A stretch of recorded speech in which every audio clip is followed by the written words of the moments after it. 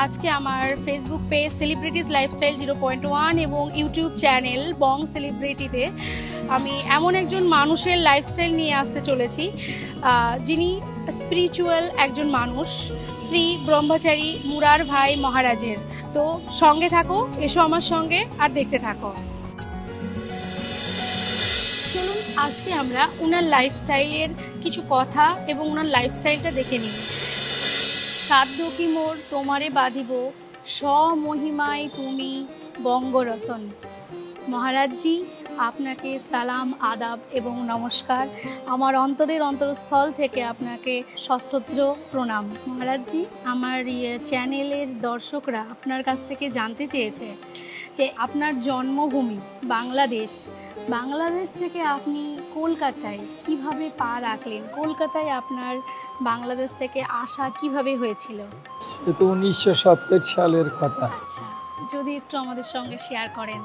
আমার জামাইবাবু ছিলেন তখন joint director of health administration পশ্চিমবঙ্গের হেলথের। আমি এসেছিলাম শেষদির বাসায়, সেখান থেকে বইতে পড়েছি বেলুড় মঠ আর দক্ষিণেশ্বর। শেষদিকে বললাম দক্ষিণেশ্বর বেলুড় মঠ যাব। জামাইবাবু ছিলেন কৃষ্ণনগরে তখন। নিজের জামাইবাবু?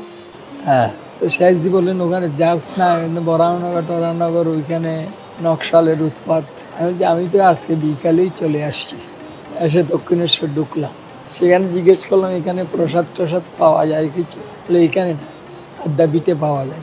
আদ্যাপীঠ লাল কি কালো আমি চিনি না, জানি না। 1970 সালে শুনিও নি। তখন আদ্যাপীঠ খুঁজতে খুঁজতে চলে আসলাম। তখন এত সব কিছু ছিল না, শুধু নাট মন্দিরটা আর শুধু মন্দিরটা।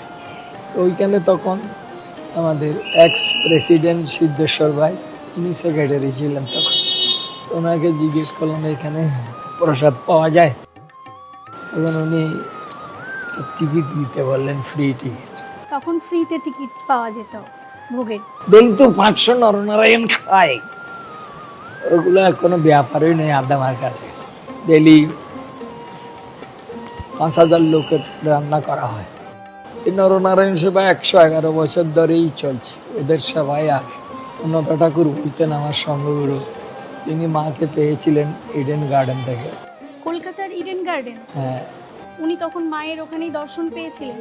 উনি তো যাচ্ছিলেন বৎসরের মধ্যে লক্ষপতি হবেন, 7খানা ওষুধ তৈরি করেছেন। 100 নম্বর আমাস্টার স্ট্রিটে ডিসপেন্সারি করে বসবেন, সব ঠিকঠাক।